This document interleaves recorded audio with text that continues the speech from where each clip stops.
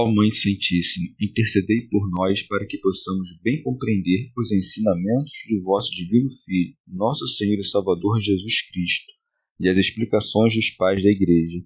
Ó Virgem Imaculada, ofereço-vos este trabalho e peço que abençoais aqueles que o ouvirem, e que seja para a maior honra e glória de Deus. Amém. Senhor onipotente, purificai o meu coração e os meus lábios.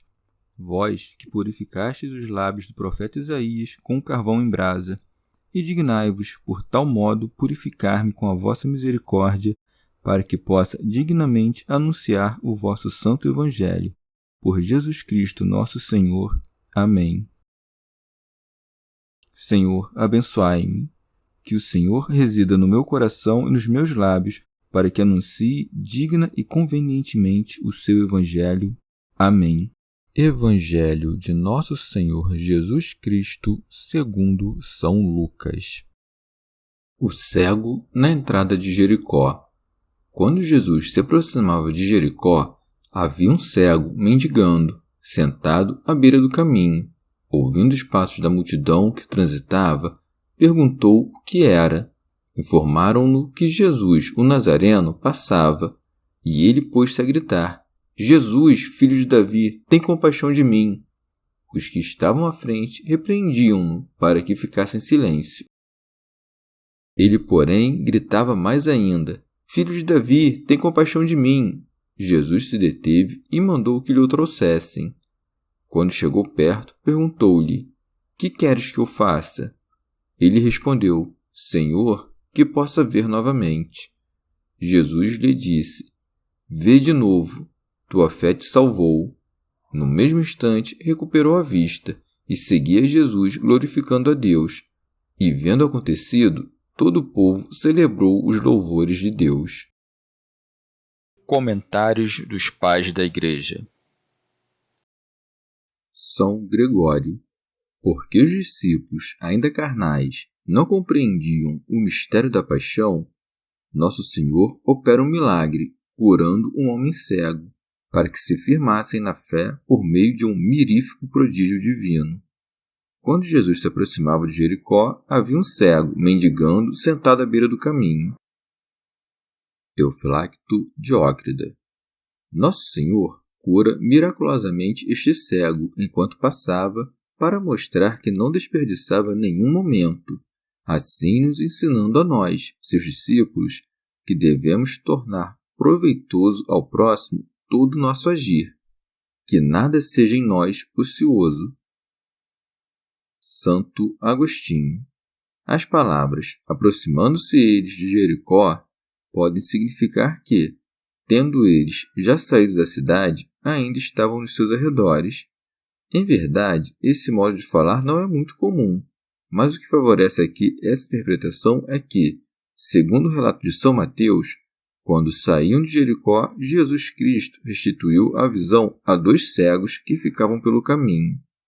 Não vejo contradição entre as 2 narrativas quanto ao número de cegos, em que um dos evangelistas nada diga a respeito de um deles, ainda assim o outro permanece.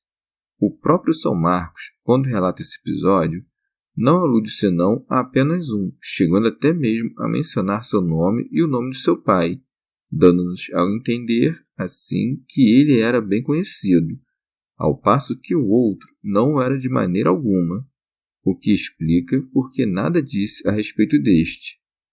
Contudo, como sequência da narrativa no Evangelho de São Lucas prova evidentemente que a cura sucedeu quando Jesus ia a Jericó, não nos resta outra coisa a dizer senão que Nosso Senhor operou 2 vezes esse milagre. Na primeira, quando entrava em Jericó, curou apenas um cego. Na segunda, quando saía, curou 2, de modo que São Lucas narrou a primeira e São Mateus a segunda. São Cirilo. Numerosa turba cercava Nosso Senhor. O homem cego não o conhecia, mas sentia-lhe a presença e apreendia com o seu interior o que lhe não entrava pelos olhos. Ouvindo os passos da multidão que transitava, perguntou o que era. Mas aqueles que divisavam Jesus com os olhos da carne responderam ao cego segundo a opinião corrente. Informaram-no que Jesus, o Nazareno, passava. E o cego proclamava em alto som a verdade. Como acabasse de ser informado, vai além do que lhe comunicaram. Jesus, filho de Davi, tem compaixão de mim. Quem te ensinou isto, ó homem? Acaso leste as Escrituras estando privado da visão? Como pudestes conhecer a luz do mundo? De fato, aqui vemos que o Senhor verdadeiramente ilumina os cegos. Este homem, criado na lei dos judeus, não poderia ignorar que o Deus, segundo a carne, haveria de descender da linhagem de Davi, e assim se dirige a ele como a um Deus, dizendo: tem compaixão de mim. Belo exemplo a ser imitado por aqueles que dividem o Cristo em dois. Ele proclama aqui que Jesus Cristo é Deus ao mesmo tempo em que admite sua descendência de Davi.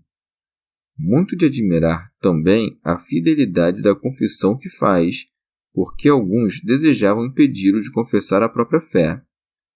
Os que estavam à frente repreendiam-no para que ficasse em silêncio.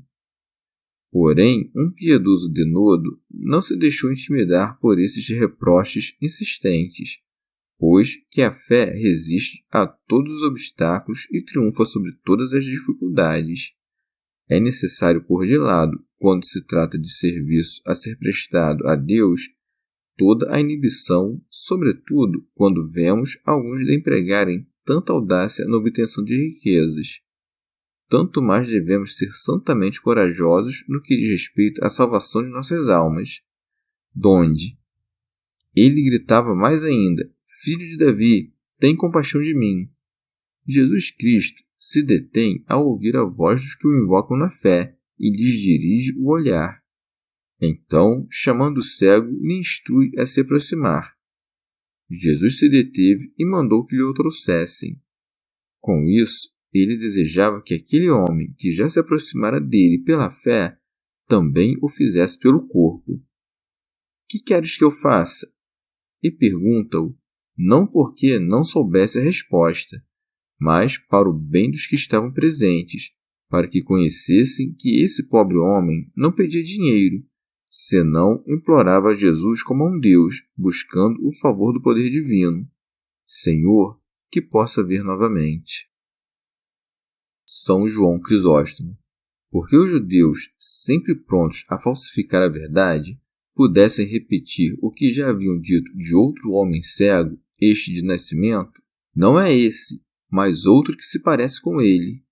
Quis o Salvador primeiro que ele desse a conhecer publicamente a doença que o acometia, para só então vir a experimentar a majestade da graça divina. Mas, desde o momento em que o cego instava com Jesus para que o curasse, Nosso Senhor ordenou-lhe com soberana majestade que enxergasse. Jesus lhe disse: Vê de novo. O tom de autoridade com que falava tornava ainda mais culpável a incredulidade dos judeus. Que profeta ainda falou desta maneira? Cuide, entretanto, o que lhe exigiu o médico divino. Tua fé te salvou. É pelo preço da fé que Deus vende os seus benefícios.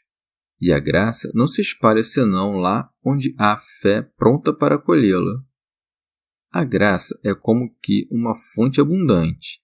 Aqueles que vão até ela carregando vasos pequenos trazem de volta reduzida quantidade de água. Aqueles, ao contrário, que se servem de vasos grandes, beneficiam-se de uma grande porção. Ou melhor, ela é como a luz do sol, que penetra em maior ou menor quantidade no interior de uma casa, de acordo com as dimensões das janelas. Assim, a graça se espalha numa alma segundo as medidas determinadas pelas intenções e desejos.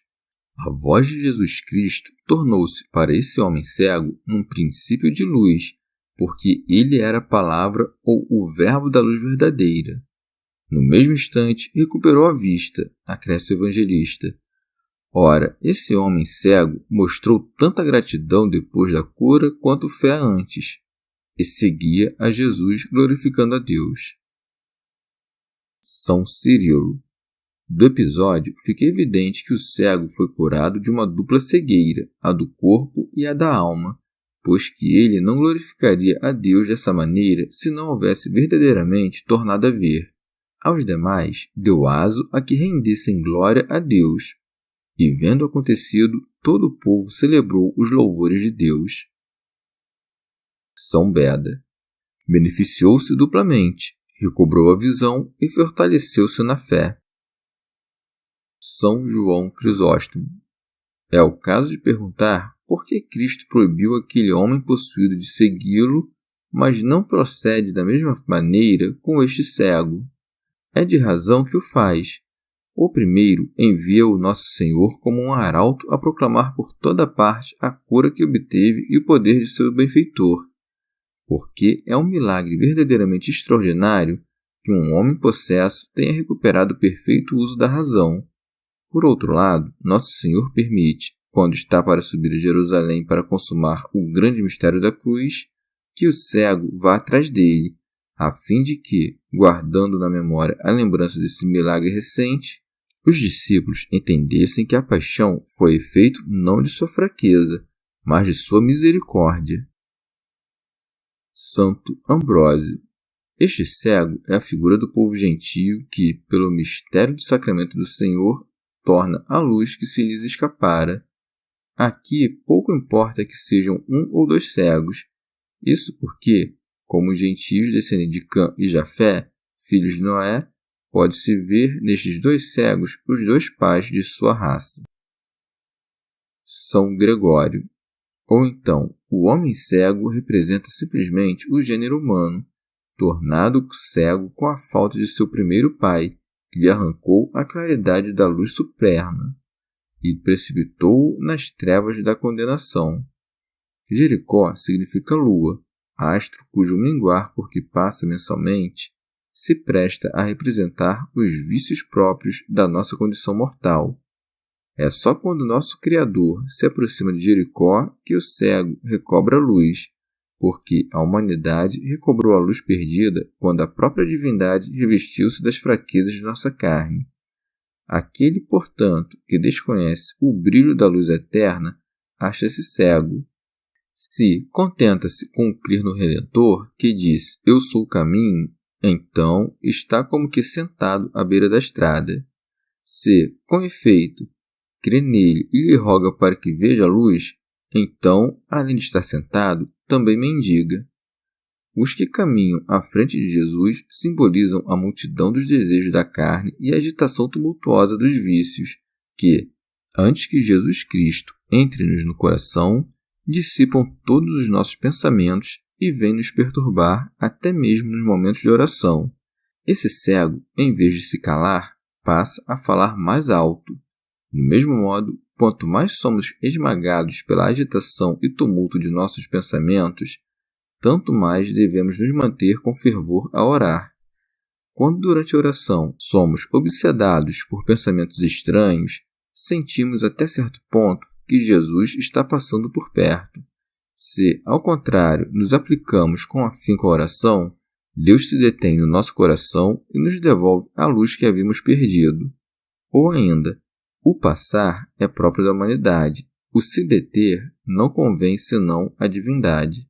Nosso Senhor, ao passar, ouviu o cego que clamava e parou para lhe devolver a vista, porque, com efeito, foi a conta da sua humanidade que se condoeu das súplicas que lhe dirigíamos na nossa cegueira, e por meio do poder de sua divindade que espalhou em nós a luz de sua graça. Ele pergunta ao cego o que este deseja, com o intuito de exercitar nossos corações na oração, pois que nosso Senhor quer que lhe peçamos o que ele já sabe que pediremos e que nos concederá. Santo Ambrósio. Ou então, ele pergunta ao cego com o fito de nos ensinar que não podemos nos salvar sem que confessemos nossa fé. São Gregório. O cego não pede a Nosso Senhor dinheiro, mas luz.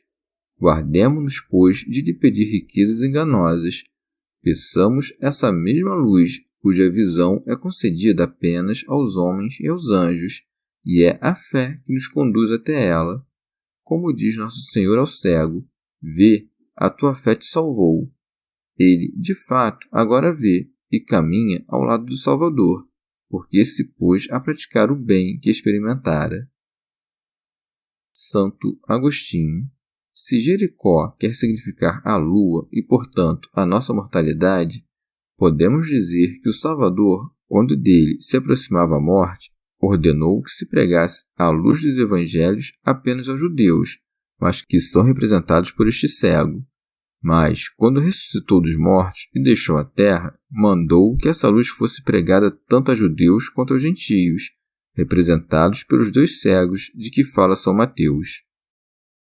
Chegamos ao fim de mais um dia de comentários da Catena Áurea.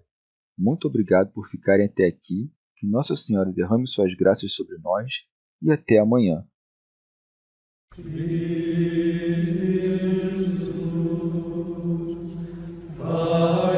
Jesus,